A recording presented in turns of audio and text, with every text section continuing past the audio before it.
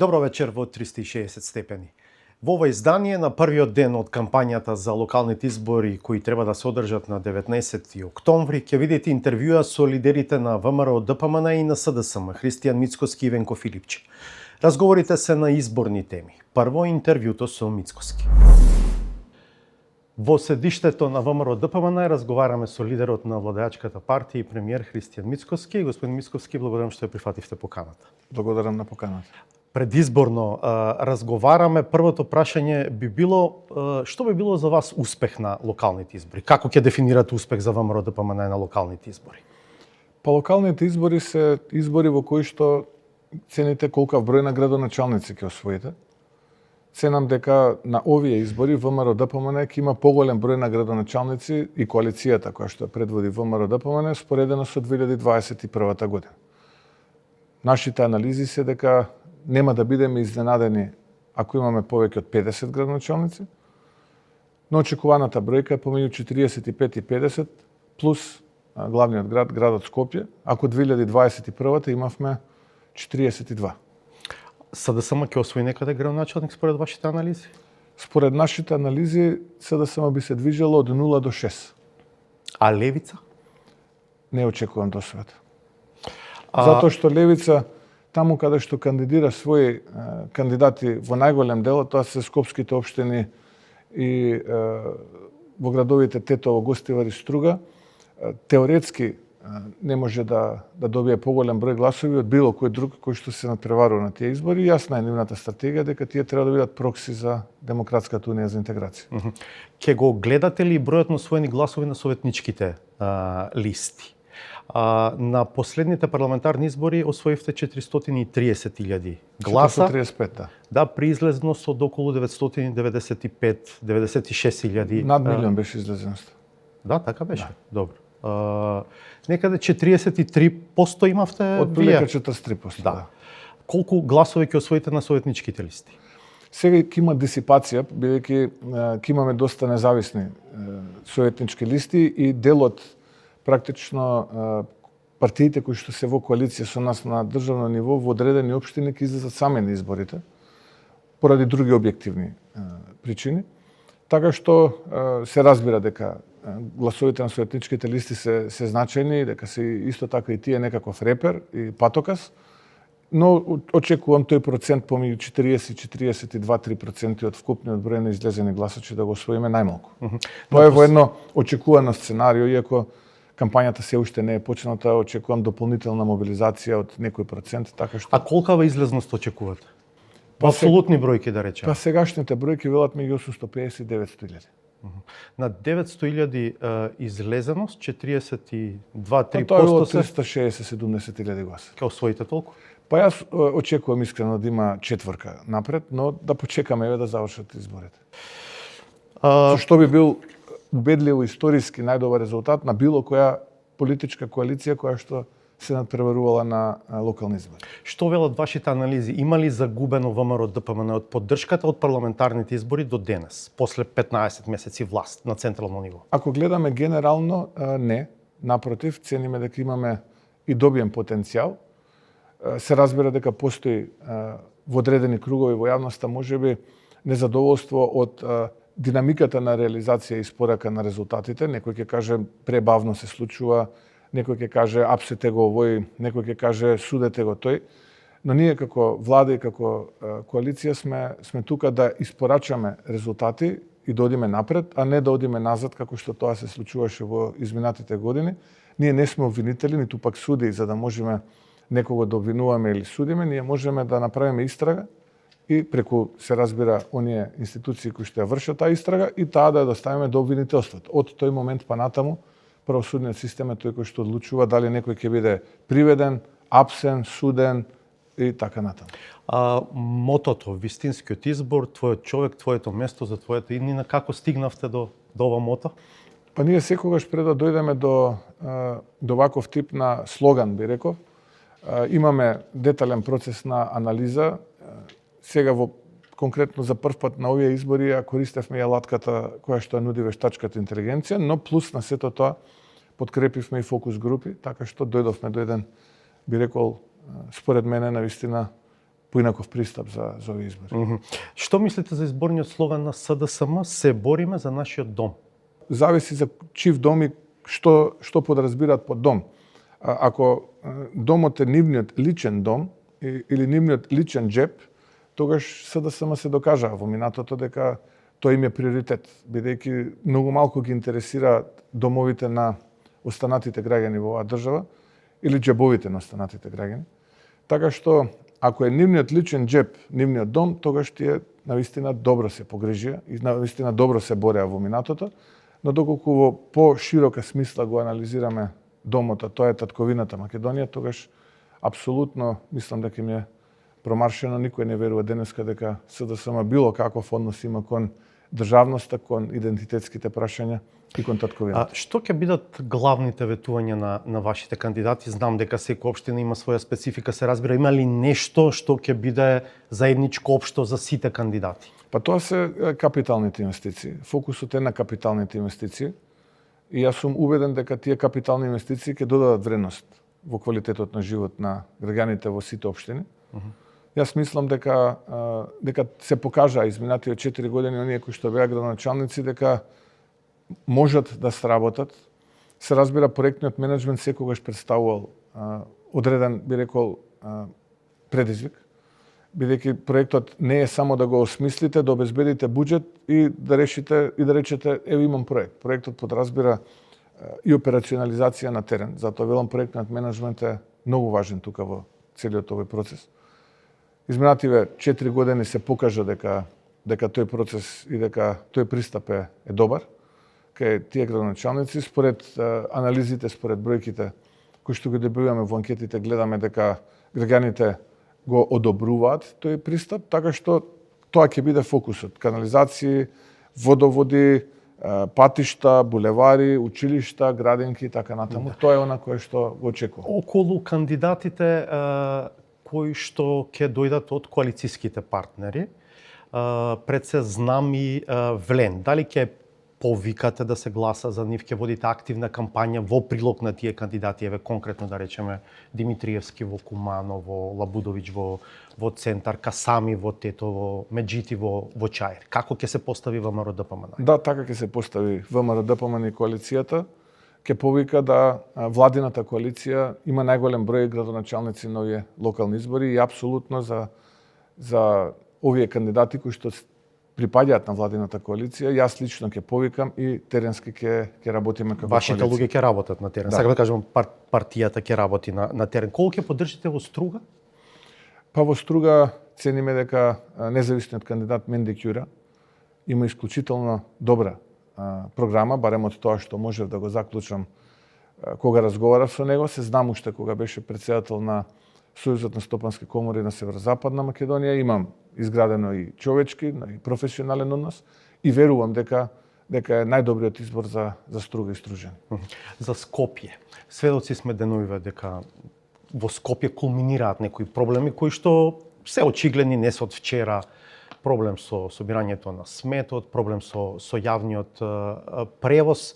Колку сето тоа може да го свалиме само на градоначалничката Даниела Арсовска, со оглед на тоа што ВМРО ДПМН има најголем број советници во Советот на град Скопје? Јас слушам таа дебата на отворена сцена. Јас сум бил директор на најголемото предпријатие во државна собственост АДЛМ, порано сега АДСМ.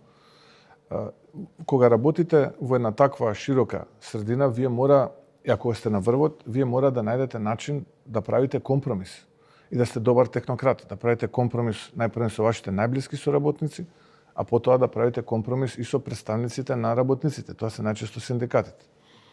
Па така и во овој случај.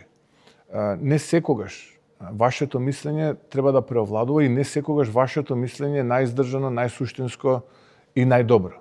Затоа треба диалог со вашите соработници, со синдикалните организации, така натаму, со работниците кои што се дел од тоа ваша екосредина.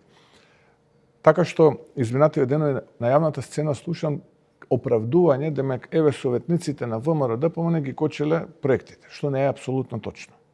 Зошто тоа не е апсолутно точно? Затоа што лидерството не подразбира апсолутизам. Јас сум најпаметен, јас сум тој кој што ги ќе каже нешто и тоа е тоа, без да има било каков обид за компромис или барање заедничко решение. Тоа не е лидерство. Како председател на ВМРО-ДПМН, сега како председател на владата, секогаш што разговарам со моите соработници. Па така градоначалничката ја испушти шансата да разговара со советничките групи, да разговара со менеджментите во јавните предпријатија, со управните одбори и така натаму и да наоѓа компромис. Не можете вие, ако тргнете од две сосема спротивставени страни и вие воопшто не се поместите за да се обидете да најдете компромис, туку останете на вашата страна, чекате другите да ви се доближат, тоа не е компромис. Колку беше тоа фери честно кон скопјани? Бидејќи, ако го видиме тој список на ветувања на Арсовска од пред 4 години, 15 плюс 1, практично ни едно големо ветување не е исполнето. Сега да бидеме реални, да не ги редам ветувањата. Веројатно сега Орце Ѓоргиевски ќе повтори дел од тоа во оваа кампања. Колку беше честно кон скопјани да се има таков однос кон главниот град? Знам дека намерата е најчестна. Јас сум роден во овој град, јас сум растен во овој град. Моите деца се родени во овој град, претпоставувам и моите внуци. Тука е мојот дом. Скопје е она кое што го сакам, сум имал многу можности да продолжам да живеам и во кариерата и во животот надвор. Јас сум се вратил во Скопје и се ќе направам за овој град, за да биде тоа што треба да биде, што заслужува. Јас растев во овој град во оние рани 90-ти, па доцни 90-ти години кога бевме буквално центар на Балканот за многу нешта. И навистина ми недостасуваат такви моменти овдека во овој град и убеден сум дека заедно со идниот градоначалник Орце Ѓоргиевски, сето она кој што беше пропуштено изминатиот 4, па и пошироко 8 години, ќе го надоместиме и ќе направиме навистина Скопје да биде градот убав. Бидејќи ние нудевте Арсовска, нели, како човек кој што ќе ги решава проблемите заедно со Советот, се разбира, и со другите соработници. Сега колку ви е чиста совеста, да речам, за да ни го нудите Орце Ѓоргиевски? Само мала корекција, ние ја поддржавме Арсовска како независен кандидат, инаку да, Арсовска, која имаше поддршката од ВМРО-ДПМН и коалицијата, беше дел од таа кампања, исто како што ја поддржа и други политички партии, па беше дел од нивната кампања. За разлика од Арсовска, Орце Ѓоргиевски е човек кој што го познавам од најмладите години, уште како член во Унијата на млади сили. Тој израсна во навистина еден човек на кој што можеме да се потпреме, да му веруваме, амбициозен, човек кој што нуди решенија за проблемите и човек кој што ги решава проблемите, не ги заобиколува, не бега, вреден, чесен, и тоа го покажа како градоначалник во општина Кисела Вода. Јас сум убеден дека со својот пристап, уште во првите минути од моментот кога ќе ја превземе позицијата градоначалник на градот Скопје, ќе покаже разлика, а заедно ќе направиме историска разлика споредено со сето оно искуство кое што го имавме во минатото. Ќе има втор круг во Скопје? Па јас се надевам, врз основа на нашите анализи, дека многу сме блиску до завршување на работата од првиот круг. Јас би ги повикал скопјани уште во првиот круг да дадат довербата на Орце Ѓоргиевски, побргу да можеме да се зафатиме за работа, да ги засукаме ракавите и да го расчистиме сето она кое што ќе го затекне. Ако има втор круг, кој ќе му биде против кандидат на вашиот кандидат? Па најверојатно тешко дека ќе има втор круг, гледајќи ги бројките, затоа века многу сме блиску до победа во прв круг. Инаку кој би бил?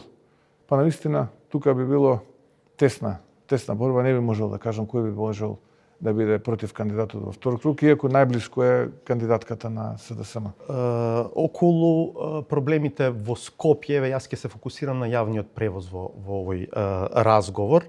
Слушнавме повеќе изјави во изминатите недели од самиот кандидат Ѓоргиевски, од министерот за транспорт. Дали е точен заклучокот дека јавниот транспорт во Скопје нема да добие нов тип на превоз, туку дека ќе се обидете да го подобрите автобускиот превоз? Не, апсолутно. Не можеме да дојдеме до тој заклучок, затоа што имаме еден проект од минатото за брзиот транспортен систем или познат како БРТ. Од тој не се откажувате? Од тој не се откажуваме, но ќе биде истиот модифициран, затоа што таков каков што е предвидена таа траса, зборувам, која што треба источниот со западниот дел на градот да го поврзе и да заврши до до Ѓорче Петров, цениме дека треба да биде продолжена најмалку до Саре и да се изнајде техничко решение. Истовремено да се развива и другата линија, север-југ, која што треба да поврзе практично Бутел со кисела вода и тој дел на градот до Драчево.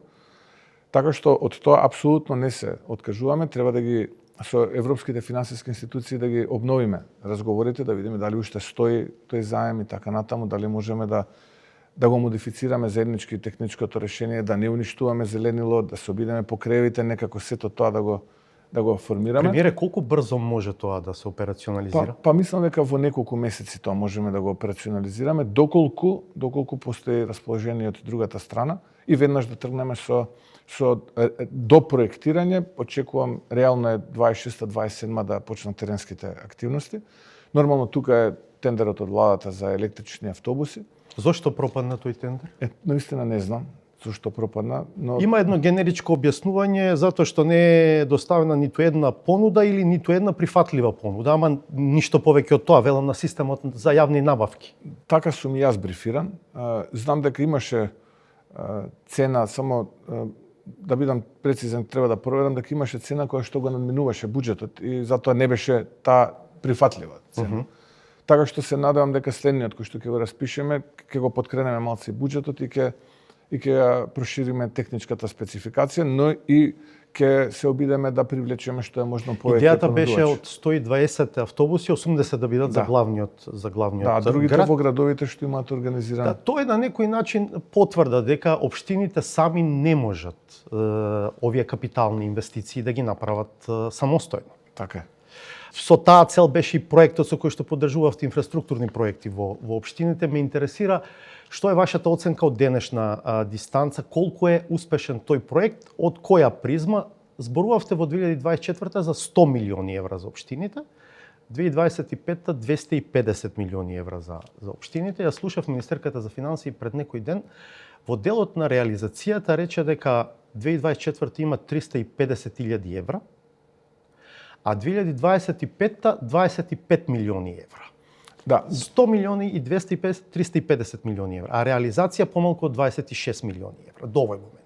така е. Се слагам со вас. Тука има прво проектот има многу добри страни.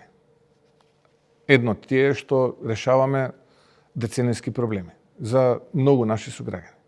Канализации, водоводи, улици, булевари, градинки, училишта, сали, паркови, нешто кое што досега не го правела владата.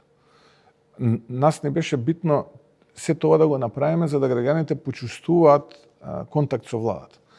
А и тоа што го правиме да го подобри квалитетот на живење. Што беше нашата цел. Добро, некој ќе каже беше и во предизборни цели, затоа што вашите градоначалници не можеа да исполнат дел од ветувањето од претходните избори, па вие се обидовте да им помогнете сега во пресрет на овие. Има секакви коментари, но важно е кој е бенефишери на крај, кој добива на крај, добиваат граѓаните.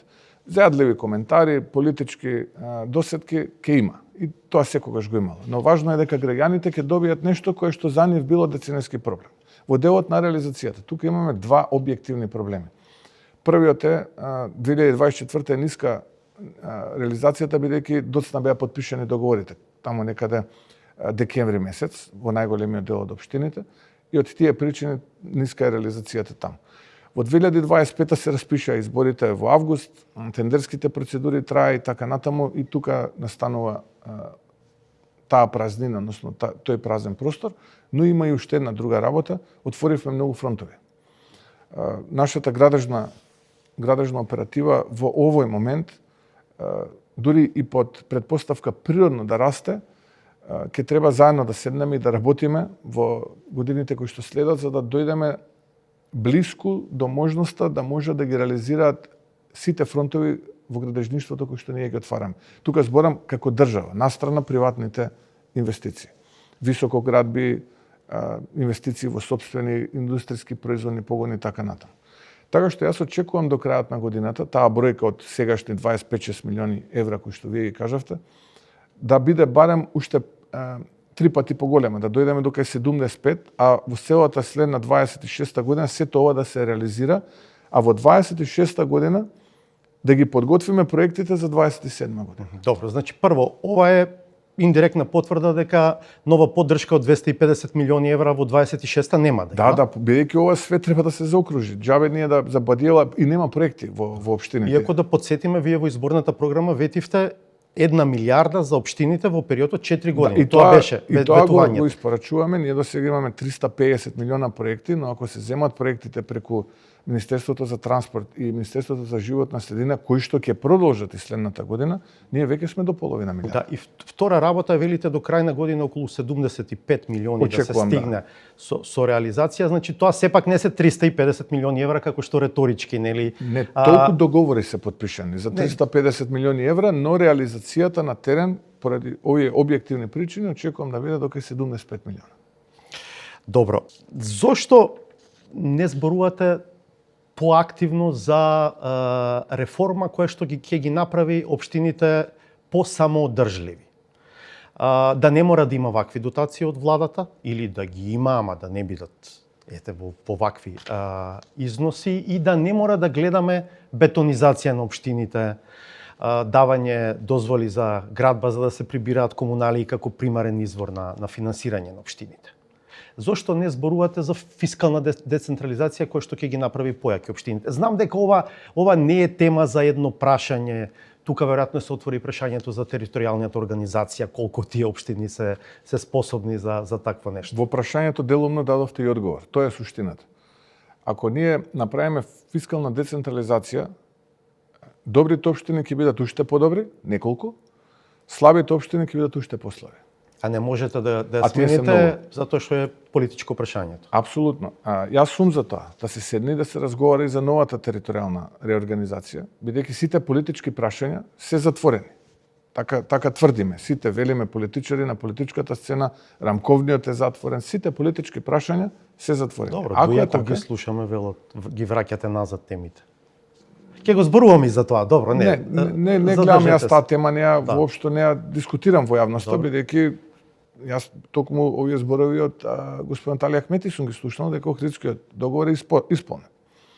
Така што, јас велам дека ако е тоа така, дајте да направиме сега да биде подобро за да се свртиме кон граѓаните, да почнеме за нив да размислуваме. Да ја оставиме политиката на страна, да го оставиме етноцентрализмот на страна, да се фокусираме кон граѓанинот. Дали на граѓанинот му е потребно оваа територијална поделба или пак можеби со групирање, присоединување, додавање, одземање, некоја поинаква територијална распределба во државата му е потребно и јас апсолутно сум подготвен на таа дебата, бидејќи ви велам и тврдам врз основа на нашите анализи, ако одиме со таков тип на фискална децентрализација, неколку добри општини ќе бидат уште подобри, сите останати ќе бидат само послаби. Добро, и на кои вие сте свесен дека е сепак високо политички сензитивно ова не знам прашање. до кога веќе ние со такви политички сензитивни прашања. Да не изумам, Струмица. Мислам дека има посебна специфична тежина, ајде да кажем, на овие избори, особено поради тоа што на локално ниво СДСМ веќе децении ја има таму власта. Зошто решивте да одите со овој кандидат за кој што се одлучивте, Петар Јанков, а не со Никола Маџунков, мислам дека се вика другиот кандидат кој што патем ќе води советничката листа, бидејќи во некои кругови во партијата имаше обратни мислења дека Маџунков треба да ви биде кандидат. Да, благодарам. Двајцата се перфектни луѓе и личности. Ги познавам и Петар, и докторот Маџунков, и двајцата. Двајцата се би рекол исклучително честни и посветени и за мој вкус тивки луѓе.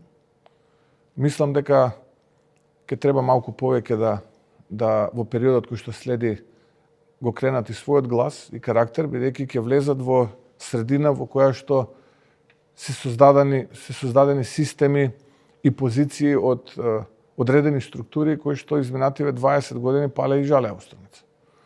И затоа и вчера и на нив им го кажав тоа, бидејќи бев во Струмица, дека ќе треба малку повеќе пркос и уште од сега да работат на тимот со кој што потоа ќе работат во општината.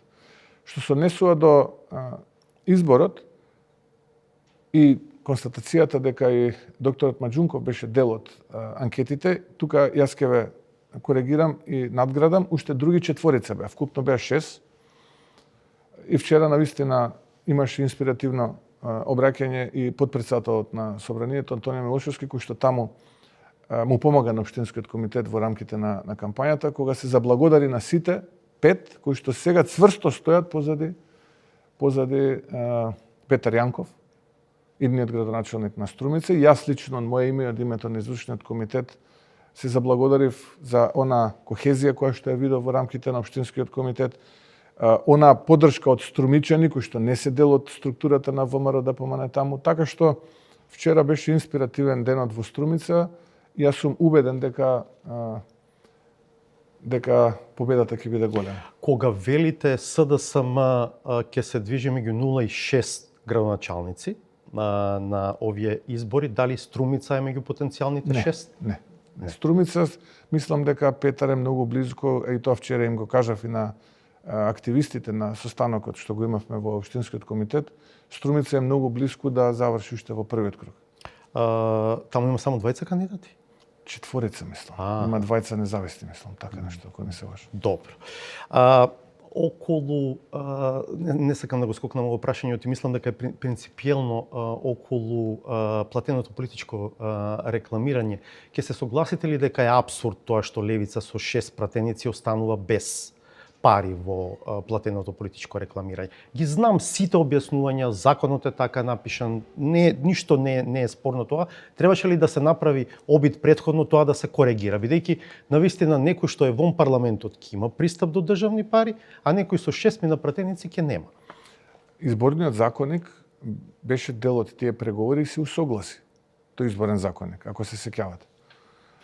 За жал, поради политички калкулантства и играри не се донесе. Во таа верзија на изборниот законник многу работи ќе беа поразлични, вклучително и подписите за независните кандидатури, начинот на рекламирање и ќе имавме уште еден бенчмарк од планот за раст реализиран.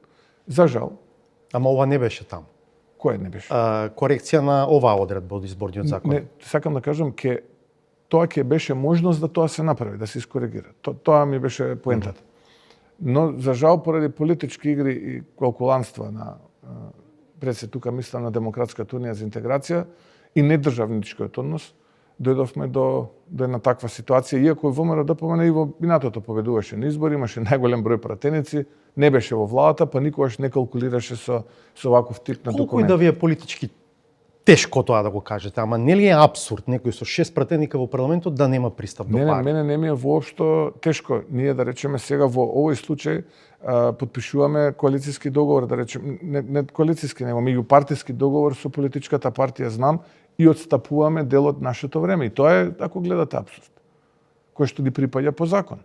Ние сме повторно широки во целиот овој процес. Сакавме да се донесе тој закон, сакавме сето тоа да се направи. Но, за жал, тој закон е дел од оние закони кои што не ги опфати реформата во деловникот за работа во собранието и е потребно согласно со сите политички партии во парламентот. Вие неодамна се произнесовте на темата предвремени избори в година на пролет. Како што само се да се зборува, вратам на првото прашање, чудно е зошто ја споменавте само левица, а не и Знам. Бидејќи истото важи и за Знам. Да, истото важи. Не затоа што ние затоа што како... вие сега на Знам ќе му даете пари за тоа. Тоа е наша добра волја. Инаку ние можевме да речеме не даваме. Кој на левица да им даде сега премиере пари? Не, оставете го сега, тоа е прашање кое што може да се дискутира, но и Знам е секако. Така што поентата ми е дека ние немаме тенденција, напротив, сакаме решение. Реков, неодамна се произнесовте на темата предвремени избори следната година. Рековте ке нема. Има ли сепак околности под кои што може да се случат предвремени избори? Да речеме, ако ДУИ победи во клучните општини... Тоа не се околности. Тоа не се околности. Тоа не се околности кои што може да предизвикаат предвремени избори. Јас ги разбирам, сега ги слушам плановите на ДУИ, генерално се заокружуваат на две теми. Едната е ќе изгубат за градоначалници во Чаир, во Тетово и во некои други општини, сега да не ги редам, да не ме свати некој погрешно, и ќе излезат на протести со членството, ни ги украдоа изборите. И ќе правеле немири, како резултат на тие немири, ќе предизвикале предвремени избори. Тоа е едната насока. И втората насока е ќе победеле многу силно на советнички листи и бидејќи ќе победеле на советнички листи, а ќе изгубеле на градоначалници, тоа ќе било причина да се одела на предвремени избори.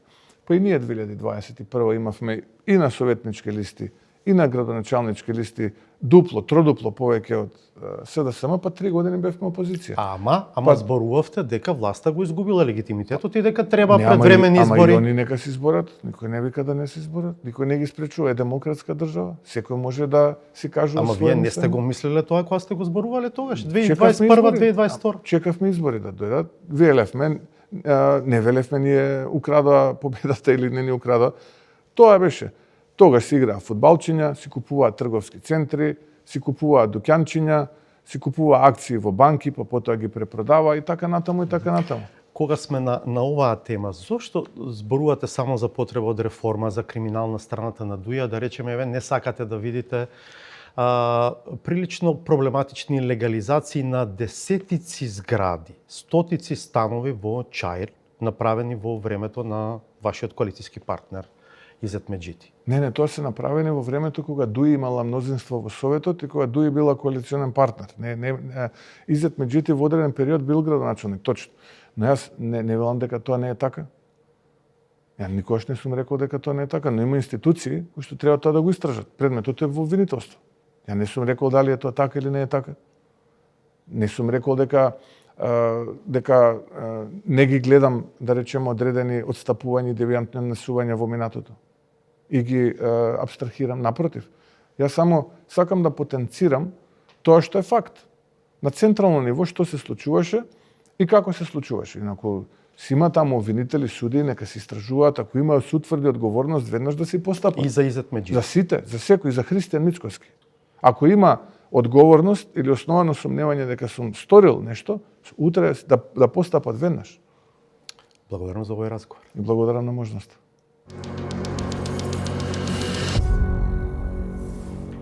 Во 360 степени на МРТ1 гледавте интервју со премиерот и лидер на ВМРО ДПМН Христијан Мицкоски. Најавивме дека во емисијава објавуваме разговор на слични прашања и со лидерот на СДСМ Венко Филипче. Да го видиме.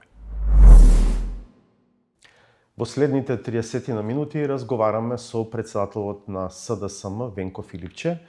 Господин Филипче, добре дојдовте во 360 степени. Благодарам на поканата. На колку градоначалници типувате на овие избори? Со еднаква енергија и ентузијазам се бориме во сите општини. И таму каде што сега имаме градоначалници, борба таа ќе биде за повторен мандат, и таму каде што немаме наши градоначалници, меѓутоа огромен раст на енергијата, желбата за политичка борба на нашите членови и симпатизери. Ги слушаме најавите, ги слушаме лажните анкети од ВМРО ДПМН дека е многу мала поддршката на СДСМ. Тоа е апсолутно невистина. Сметам дека се во паника од падот на рейтинзите, што ни го потврдуваат нашите анкети, некаде околу 100.000 гласови имаат изгубено од минатата година, што никогаш до сега не се случило да една влада има толков пад на популарноста за само една година, меѓутоа тоа не е чудно. Едноставно со ништо не се справија, покажаа дека немаат ниту човечки капацитет, ниту работна навика, не се пуштија да ги решаваат проблемите на граѓаните, едноставно влегува во партизација на институциите, едноставно влегува во тендерите преку своји компании, преку кои што понатаму се исплаќаат хонорарци на разноразни советници, на премиерот во владата, нивни сопружници, што е само еден дел од скандалите кои што ќе ги објавуваме во следниот период. Едноставно, тотално немање желба и визија како да се води државата, посебно на економски план, кој што граѓаните секојдневно многу го чувствуваат. Да, кажете. Јас сум свесен, само што оваа работа, дека прекратко е времето за да луѓето целосно ја вратат довербата на СДСМ, имајќи ги предвид минатогодишните изборни резултати. Но излегуваме со професионалци, честни луѓе кои што имаат кредибилитет и легитимитет да ја побараат довербата од граѓаните, и ги уверувам дека тоа се вистинските луѓе за кои што треба да гласат. Каде ќе победите? Во кој општини? Тоа ќе го кажат граѓаните. Еве да почекаме, ги кажав разликите, кои се, каков е пристапот на оваа влада. Ние со еднаква енергија ќе водиме политичка битка на секаде. Во интервју што го снимавме пред ова со лидерот на ВМРО ДПМН и премиер, тој вели дека нивните анализи покажуваат дека вие ќе победите, ќе имате градоначалници од 0 до 6 општини, дека тоа покажуваат нивните резултати. Добро, јас мислам дека после 19 октомври, односно после и вториот круг на изборите, ВМРО ДПМН ќе биде многу непријатно изненаден, затоа што сметам дека повеќе не можат да излажат толку голем број на граѓани како што тоа го направи лани. А колку гласови очекувате на советничките листи? Ние ќе се бориме за да ги повратиме гласовите во времињата кога била огромна поддршката на СДСМ со наши автентични политики, со искрен пристап, со отворен и инклузивен контакт со граѓаните, така да јас верувам дека тие политики тие ќе ги препознаат. Мицкоски, апропо вашиот коментар за тоа дека власта губи гласови, дека повеќе од 100.000, ако добро ве следев, има загубено споредено со последните парламентарни избори, Мицкоски смета дека на малку пониска излезност од парламентарните избори, дека би освоиле гласови на советничките листи кои што ќе почнуваат со бројот 4, а ќе бидат шестоцифрена цифра, значи 400 и нешто илјади гласови. Што, бидејќи освоја 430, ќе биде блиску до тоа што го освоја на парламентарните избори. Не знам од каде се тие предпоставки на премиерот и од каде му се тие анализи, едноставно не се поклопуваат со нашите, но пред се не се поклопува со тоа што луѓето го кажуваат. А се движиме на секаде, низ сите општини, имаме контакт со многу луѓе, а луѓето кажуваат дека едноставно од оваа власт не се задоволни. Не само на централно ниво. Тие 4 години практикуваат локална власт во многу општини. Па видите на што личат општините ширум државата. Да почнеме од скопските општини, поголемите општини надвор од Скопје, ниту еден капитален проект не е реализиран. Секаде е само смет, никаква организација, никаква реална работа во интерес на граѓаните. И тоа граѓаните го гледаат. Вие не можете да ги прелажете по втор пат. Сепак ќе излезат и ќе гласаат за тој кој што смета дека може градот или општината да среди. Апропо бројот на гласови на советничките листи, едно време велевте дека ќе се борите за глас повеќе споредено со парламентарните избори. Останувате на тој таргет? Секако дека се бориме за секој глас на секој еден граѓанин. Каква кампања ќе водите? Излезе слоганот на нашата кампања во текот на вчерашниот ден дека се бориме за нашиот дом. И сакаме пред граѓаните малку да ја образложам таа кампања, да го образложам тој слоган. Имено тој е на еден начин сублимат на сите политики историски наназад, па почнувајќи од АСНОМ се до евроатлантските интеграции на социјалдемократскиот сојуз на Македонија. Значи доме со повеќе значење. Повеќе слојне пораката дека ќе се бориме за секој една куќа, една уличка, една населба, една помала, една поголема општина, секој еден поголем град. Мотивирачки е слоганот, одлично го прифатија нашите членови. И сметам дека добро допира пораката дека нашиот народ и традиционално се борел секогаш, кога некој сакал да му земе слободата, кога сакал да го замолкне, кога сакал да го ограби, а токму тоа се случува сега со оваа власт. А што мислите за слоганот на ВМРО ДПМН? Вистинскиот избор, твојот човек, твоето место за твојата иднина. Мислам дека е одличен слоган за членовите на ВМРО ДПМН. Секој еден член на ВМРО ДПМН ќе има свој човек, би имал свој човек во општината, кој што ќе може да му заврши работа само на него и на неговото семејство. Мислам дека е премногу арогантен и го отсликува целокупното однесување на власта. Прашањето што се случи со слоганот Горда Македонија, нели важи тој сега повеќе?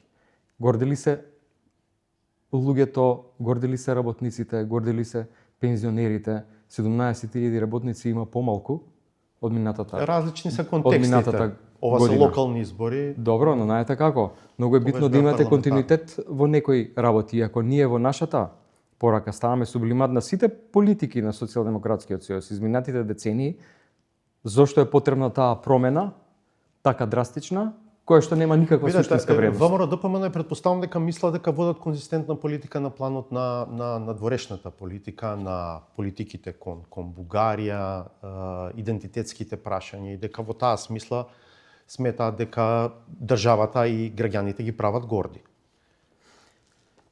Ако е гордо тоа да сме заглавени, еве во контекст на надворешната политика и да нема никаков прогрес на патот на евроинтеграциите. Ако е гордост тоа да нема никаква комуникација, ниту пак некој државник ја посетил земјава, ниту нашите представници некаде биле, ако се поголем број на граѓани се иселуваат од земјава, ако е гордост да 90 од 100 матуранти во Делчево се запишале од 100 просечно колку што завршуваат секоја година се запишале на универзитети во Бугарија, тогаш е тоа гордо. Но ќе видиме. Ќе видиме како граѓаните ќе реагираат и како ќе одат гласот за време на оваа кампања. Ме интересира како ќе се поставите во општините во кои немате кандидати за градоначалници. Да речеме во Чаир, во Тетово, во Струга. Како ќе се поставите во оваа кампања? Тоа се општини во кои што овој изборен циклус решивме дека требаме да ги оптимизираме капацитетите и да се посветиме, имајќи предвид дека практично таму нема шанс да се освои градоначалничко место и да се посветиме на добра и квалитетна советничка листа, да работиме на тоа и да ја промовираме нашата програма, зашто тие луѓе во советот ќе се борат за својата општина, а во однос на поддршка на кандидати ќе разговараме во пресред на вториот круг. Ако нема втор круг. Сега Добро, како ќе се постават вашите гласачи? Ќе работат исклучиво за интересот на партијата. Да се промовираат носителот на листата, кандидатите за советници и нашата програма. А сега да е изготвена програма, вклучувајќи и таму кај што немаме кандидати за градоначалници, зашто ќе се борат во општините? Преку советите, врз основа на реалните потреби на граѓаните, врз основа на тоа што е или не е сработено во минатото, на еден широк, инклузивен начин, слушајќи ги пораките од самите граѓани во многу честа интензивна комуникација изминатиот. Ова е моето прашање. Кога некој што ќе реши да излезе на избори да го поддржи СДСМ, ќе добие ливче за градоначалник во овие општини? Ќе имате ли некаков совет, некаква порака до нив кого да поддржи? Не. Во првиот круг ќе ги поддржат луѓето кои што сметаат дека се луѓе кои што може да ги водат соодветно општините. Нема некаков политички договор сега во оваа фаза, во пресред на првиот круг, тоа сакам да кажам. Мицкоски не крие дека, и тоа отворено го кажува, дека нивната партиска структура ќе работи во прилог на кандидатите на Влен, во конкретните општини, во Чаир, во Тетово, во Струга го спомна независниот кандидат Кира и така натаму. Во таа смисла, дали вие отворено, зацкриено ќе се поддржувате можеби со ДУИ, со Националната алијанса за интеграција?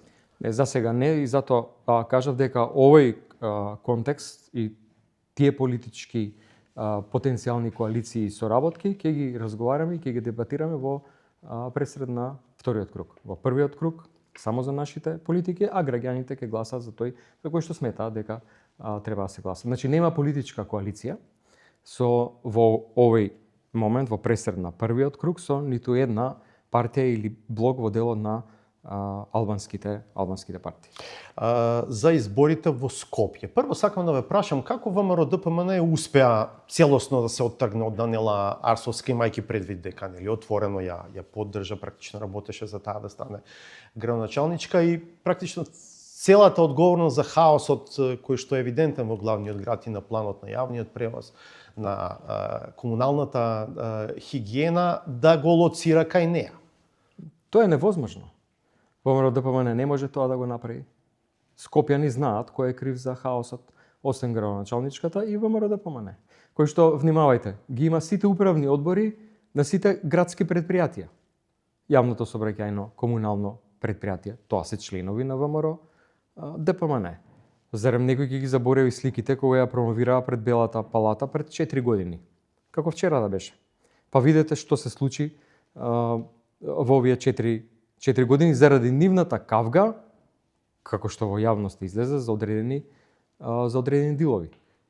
Да ги потсетам Скопјани дека 26 пати, не еднаш, два пати, 5, 10, 26 пати советниците на ВМРО ДПМН гласаа против набавка на автобуси во Советот на град Скопје. Па како може да ја тргнат од нив одговорноста? Тоа е партија која што, сега уште еден инцидент од многу скоро, се спремни да ги отрујат Скопјани само да се обидат да го спасат својот политички рейтинг. На што мислите? Мислам на пожарот во Трубарево. Кога лажеше министерот за здравство дека е чист воздухот. Кога министерот за внатрешни работи не направи соодветна евакуација на Скопјани, макар во тој дел кој што живеат, предупредивме каква анализа треба да се направи на воздухот. Предупредивме каква анализа треба да се направи на земјата и на водата. Па кога стигнаа резултатите, излезе дека воздухот бил сериозно загаден. Кој ќе превземе одговорноста за труењето на Скопјани во тие денови кога страшно цел град мирисеше поради пожарот? И зарем мислите дека таа одговорност може лесно да се симне со некаков пиар, со некаква пропаганда? Не.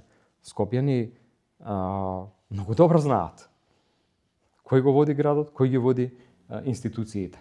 Анкетите му даваат предност на Орце Ѓоргиевски, кандидатот на ВМРО ДПМН во битката за главниот град. Анкетите што јавно се пласираат, ќе има ли втор круг во Скопје? Ќе видиме како ќе се одвива целокупниот процес на кампања. Граѓаните ќе бидат информирани за многу скандали во однос на работењето на Орце Ѓоргиевски како градоначалник. Сведоци се на неговата работа граѓаните на кисела вода. Ама не ќе биде интересно како тие во последните 20 дена тешко се менува јавното мислење. Зошто ако сте имале нешто до сега не го извадивте? Не, сега се тие не, тоа е нешто кое што ние сме го чувале, едноставно сега стигна огромен број на информации и на крајот на криштата ќе излезат Скопјани, нека гласаат, па нека победи тој што сметаа дека е подобар. Сметам дека Орце Ѓоргиевски согласно неговата досегашна работа, тоа што го покажа како градоначалник, ќе работи исклучиво за интересите на партијата по диктат на Христијан Мицкоски. Има еден друг интересен аспект што сакам да го прокоментираме, а тоа е најавата од ВМРО ДПМН дека ако ја освојат локалната власт во главниот град, дека ќе се заложат за реализација на проектот Bus Rapid Transit БРТ. Проект кој што го промовираше претходниот градоначалник од редовите на СДСМ Петре Шилегов. Што мислите вие за тоа? Па чекайте, колку пати гласаа против? Како тоа сега ќе го промовираат тој проект? Факт е дека контурите на многу суштински проекти, капитални за Скопје, кои што решаваат повеќе деценијски проблеми, се поставија во време на претходниот мандат на СДСМ, во време на градоначалникот Шилегов. И да не потсеќам на многу проекти кои што се завршија. Пластичарска улица чисто беше, среден беше, кеот после повеќе децении, Клучката кај Момин поток, кој што за 4 години не се заврши. Bus Rapid системот транспортен кој што требаше да го релаксира целиот сообраќајен хаос во Скопје. И сега наеднаш тие кои што го блокираа тој систем, сега ќе го гласале. Зашто гласале против? Но независно од сега од вашата политичка битка и ривалство, на Скопјани навистина им треба решение за јавниот превоз и не е лошо тоа што јако ВМРО ДПМН ја освои локалната власт, го прифаќа овој проект и ќе продолжи да го реализира. Јас сметам дека согласно тоа како ВМРО ДПМН се однесува изминатиот период година-две наназад, како сега практикува власт, ја мислам дека сите овие најави им се повторно неискрени. Затоа што ништо од тоа што оветија не исполнија. На централно ниво не гледам ниту една причина Скопјани или било кој граѓани било каде во државата да веруваат дека тоа што ветуваат сега ќе исполнат. Еве видете на пример реализацијата на програмите на нивните градоначалници, скоро никаква.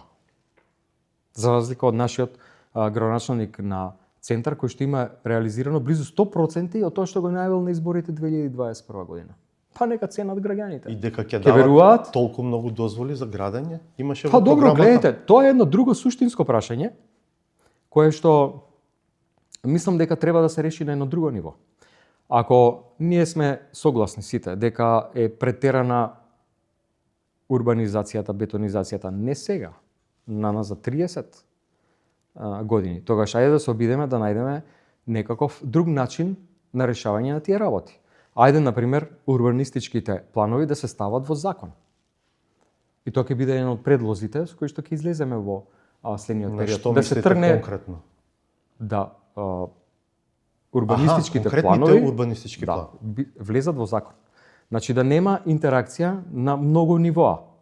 Да тргнеме од советите, да тргнеме од влијанието на советите таму, ако има такви сомнежи, па многу долготрајните судски постапки за укинување, па блокадата на општините во тој дел. Ајде да се конечно прават некакви суштински дебати за доброто на граѓаните. И тоа е едно од можните решенија кои што ќе предложиме да се дискутира. Во дел од општините е веќе направена неповратна штета. Да, можеби треба да се запре до таму, до каде што е стигнато сега, за да не продолжи тоа, ама веќе штета е направена. Така што не знам дали многу може да се санира. Јас се согласувам дека е штета направена, меѓутоа секогаш може тука да се запре и да се направи нешто ново. Во 91-2 година Скопје и Љубљана имале по 300.000 жители. Сега Љубљана има околу 320.000 жители, а ние имаме околу 600 или 700. Невозможно е повеќе да се решаваат овие работи. Така како што системот дозволува сега да се решаваат. Потребна е нова визија за Скопје. Нашата кандидатка тоа го има. Кај Шуко има многу добра програма. Таа е врвен професионалец кој што има многу искуство, посебно во делот на екологијата. Навистина е на честна и работлива жена, која што мислам дека е тоа што на Скопје му треба. Сакам да ве прашам за односите со ЗНАМ. Дел од вашиот вчерашен говор на промоцијата на вашите кандидати посветивте на ЗНАМ и на вашите поранешни поддржувачи кои на ланските избори гласот го дадоа за оваа партија. Порачавте, вие не го изневеривте СДСМ, ЗНАМ ви изневери вас. Вашиот протестен глас го разбирам, но ве повикувам да се вратите дома. Конкретно со кандидатите на ЗНАМ ќе се соочите во центари во Куманово. Какви се според вас шансите на Горан Герасимовски, на Мартин Костовски во соочувањето со Мирослав Лабудовиќ и Максим Димитриевски? И Горан и Мартин се одлични социјалдемократи, пред се луѓе кои што ја носат идеологијата во себе, се честни, работливи. Горан тоа го докажа, Мартин преку својата работа во минатото и како пратеник и како активист во Куманово, и сметам дека луѓето ќе препознаат дека на Горан треба повторно, а на Мартин за прв пат да му дадат довербата. Меѓутоа во контекст на ЗНАМ. Тоа е еден политички процес кој што практично започна 21 година, продолжи следниот период, кулминираше лани кога партијата ја подели. Јас изминатиот период од година дена се сретнав со огромен број илјадници наши членови, разочарани, кои што гласале и за други политички субјекти, и во суштина станува збор за нешто што сакале да видат дека треба да се промени во СДСМ. И сега ја гледаат таа промена, начинот како се практикуваат и водењето и креирањето на политиките. Тие луѓе треба да знаат дека движењето ЗНАМ или партија, тоа е едно движење кое што ги дели социјалдемократите во интерес на ВМРО ДПМН. И тоа не е случаен процес.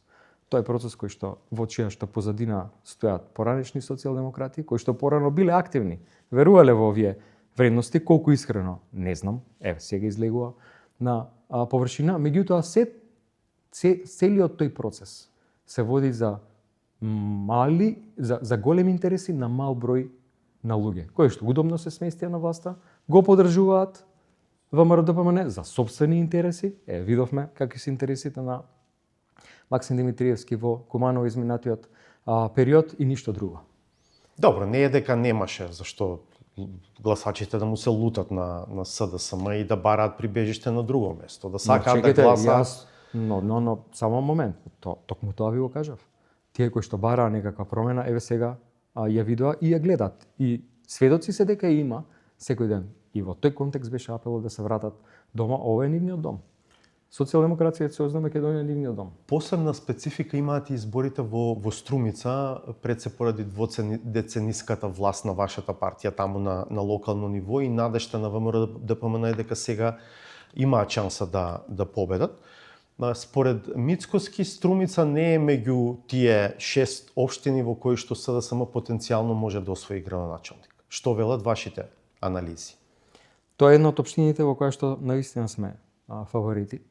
Таму граѓаните во таа општина, во Струмица и во околината практично се сведоци, затоа што изминатите веќе повеќе од деценија и пол социјалдемократија водеа општината. И знаат што значи една посветена работа за доброто на градот. Струмица е еден од најдобро организираните градови во државата. Со обиколница, со добар плоштад, со средна инфраструктура, со водовод, со канализација, со асфалтирани улици. Се тоа што градоначалник треба да направи за еден град. Минатата година... Ова нели е пофалба за Коста Костадинов, кој што решивте да не го кандидирате повторно? Добро, тој имаше континуитет на работата на Зоран Заев во претходните Колку мандати. тој потрес во партијата ќе влијае на изборниот резултат? Гледайте, мислам дека е време да луѓето сватат дека кога од партијата нешто добиле и имале некаква сатисфакција за нивната работа, тогаш кога довербата нема да ја добијат, лошо зборува за нив кога ќе тргнат да плукаат по партиските другари или по самата партија. Тоа значи дека никогаш не биле искрени. Членови се поставува прашањето дали не работеле само за сопствени интереси. Ете, што може друго да излезе од тој еден, како заклучок може да излезе? Ама ако е толку добро во Струмица, се како некој работел во само за сопствени интереси, а е толку добро? Еве, значи тоа е еден континуитет прво, тоа не е сработено во изминатите 4 години. Па вие знаете од Струмица сте. За 4 години ли е среден градот? Не, многу претходно. Да ве прашам. Извинете се, само уште една поента. Немаше подршка актуелниот градоначалник Костадинов од членството. Тоа беше најголемата причина зашто не постигнав повнатре партиска анализа и изнаоѓање друг кандидат. Ме интересира Заев. Страшна беше недовербата. Да, ме интересира Заев и да речем условно кажа неговата структура, тој има свое влијание локално во Струмица. Ќе се ангажираат на овие избори, ќе работат во прилог на Даскаловски, вашиот кандидат? Мислам дека Зоран Заев исто како што изминатиот период едноставно целосно се дистанцираше од политиката, дека исто ќе се однесува и сега таму на овие избори. Дали проектот со кој владата финансира инфраструктурни проекти на општините ќе влијае на овие избори? Што мислите ви? Ако прашувате за проектите кои што беа најавени преку унгарскиот кредит, тука има еден многу важен аспект, а тоа е дека многу мал процент од тие проекти кои што беа најавени се започнати. Едноставно никој не знае каде отидоа 1 милиарда евра од унгарскиот кредит. Не е така. 500 милиони беа за враќање на еврообврзница, значи половина беа вратени, 250 беа најавени за кредити преку банката. Точно, и каде се има некој податок, мислам дека 170 милиони наводно се пласирани, но не ме држете за збор, а другите 250 беа најавени за проекти за општините и точно е, од 100 милиони најавени лани и 250 оваа година, вкупно 350, до овој момент се реализирани малку повеќе од 25 милиони евра. Значи, да, некаде околу 6-7% има реализација. Во право сум, не е дека не сум во право. Кога викам нема за 250 милиони за локалните проекти. Не, па добро, не зборевме за еврообврзницата. Зборевме, вие добро прашавте за локалните проекти. 10%. Помалку од 10, да. Помалку од 10%. Па каде се парите? А тука се во буџетот се. А не да не се потрошени. Прво, многу беше индикативно тоа што се сменија повеќе процедури за да може Македонската банка за развој за прв пат да зима пари од буџетот. До тогаш не можеше. Обично зимаше од меѓународни финансиски институции. Сега најнаш зима од буџетот. Нашите информации се дека парите се веќе потрошени. И компании ни кажуваат дека аплицираат Сега за кредити зборувате, за кредитите за зборувате. па тоа е тој дел кој што беше за развој на компаниите и на Добро. општините. И едноставно им вика дека не смеат да барат повеќе од 1, 2 или 5 милиони евра, затоа што пари нема. Но тоа е едниот аспект на унгарскиот кредит. Вториот аспект е што е капитален објект. Зошто граѓаните треба да враќаат милиарди евра? Капитален објект е нешто што има додадена вредност и утре ќе носи дополнителен раст. Бекатоните во Штип тоа нема да го направат. Ако општините немаат Ниту сила, во Конча, ниту таа во... основна своја функција да извршува. Знаете како? Кога имате слаба економија, кога граѓаните не може да врзат крај со крај, поради тоа што владата води лоши економски политики, кога цените не се под контрола, кога има пад на странските инвестиции, 600 милиони евра минатата година како резултат на нашите политики у првите 6 месеци, наспроти 200 оваа година како резултат на оваа влада. Што може да очекуваме? Само дополнителен пад. Намалување на извозот. Посебно со Германија.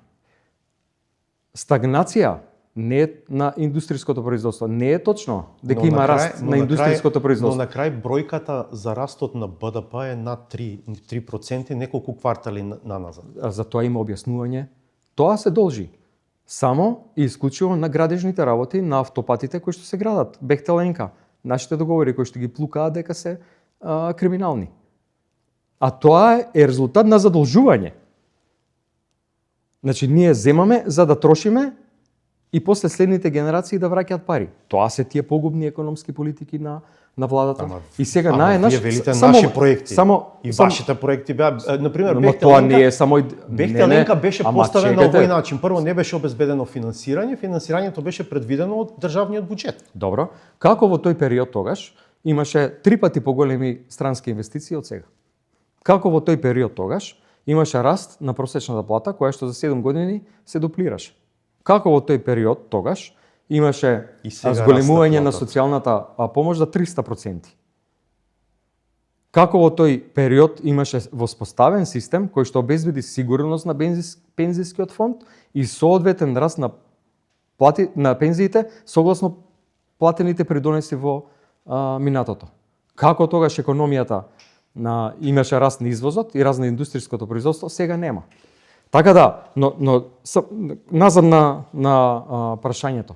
Сметам дека владата, кога зима огромни кредити, кој што еден друг аспект е нивното сомнително потекло, кое што е нотирано и во извештајот на Европската унија, дека многу веројатно станува збор за кинески пари, и тука е проблематично и руското влијание, гледајќи го стратешката добра соработка помеѓу Русија и Кина. Тоа е едниот аспект на тие пари. А друго е што и како сите граѓани враќаат за нешто што не значи капитален развој на било која микросредина. И тоа е големо прашање, кое што мислам дека е грешна економска политика. Ме интересира дали прашањето за ваше останување или заминување од лидерското место може да се отвори по локалните избори, со оглед на резултатот. Гледайте, јас ја превзема партијата многу тешко време. Лани, после еден катастрофален пораз, никогаш толку мал број на гласови СДСМ немал во историјата од 91 наому, меѓутоа мојата визија ги надминува овие локални избори. Мојата визија е малце подолгорочна. Во периодот после локалните избори вклучува сериозно окрупнување на сите опозицијски партии. Мотивацијата е се поголема, имајќи предвид дека сметаме дека земјава сериозно заглавува. А што ако има структури што ќе го постават прашањето, да речам, за структури има секогаш. Има и сега некои кои што креираат потенцијално такви значи, сценарија. независно од резултатот, вие планирате да останете? Апсолутно. Добро. И само уште едно прашање. Многумина се прашуваат што ви требаше предлог резолуцијата за ЕУ во период пред избори. Зошто ја поднесовте, имајќи предвид дека СДСМ веројатно многу гласови загуби во периодот 2022-2024 токму на таа тема? Да, меѓутоа тоа беше резултат на една страшна лажна кампања на ВМРО-ДПМН и сега граѓаните тоа го знаат. еве гледа дека на тој евроинтегративен пат не се случува ништо, нема прогрес, нема развој, нема реформи. Ако ништо друго во сферата на правосудството, каде што се најголеми потребите и барањата на граѓаните, ниту еден закон од 12 од реформската агенда не е донесен. И повторно, после една стагнација, на последната голема анкета, тоа е еден интересен податок за граѓаните, прашањето за евроинтеграција е на високо трето место кај граѓаните во однос на приоритетите што државата треба да направи. И таа резолуција Подеднакво и кај македонците и кај албанците? Или албанците го креваат процентот? Албанците нешто повеќе, но и кај македонците над 75-6%, што е прилично високо. Значи, граѓаните со свестија дека се што ВМРО ДПМН правеше и ветуваше, едноставно не оствари. И второ, гледаат што се случува. Гледаат дека Европа ги затега малце односите кон неевропските земји. Гледате како најавуваат какви ќе има контроли на граници со фингерпринтови, ќе биде се потешко патувањето, да не зборам за напредокот на земјата генерално како зајакнување на нашиот систем, и сметам дека такви декларации, такви документи, за кои што искрено сметам дека е еден од најпатриотските документи кој што излегол на политичка сцена кај нас, затоа што за прв пат нуди платформа за национално обединување за црвени линии. Жалам што ВМРО ДПМН на прва го одбива. Еве, еднаш. Меѓутоа малце конфузни одговори. Еднаш ќе разгледаме, еднаш ќе даеме наша, па ќе ја користиме за основа. Сметам дека треба конечно да свате дека тоа е единствениот пат по кој што земјава треба да продолжи, а такви документи се толку важни што го надминува интересот во контекст на било кој изборен циклус сега или во иднина. Благодарам за овој разговор. Благодарам. 360 степени во следните изданија за време на предизборната кампања ќе се обиде да им даде простор на што повеќе различни политички субјекти и учесници на изборите низ различни новинарски жанрови. До крај на ова издание ни остана новата саботажа.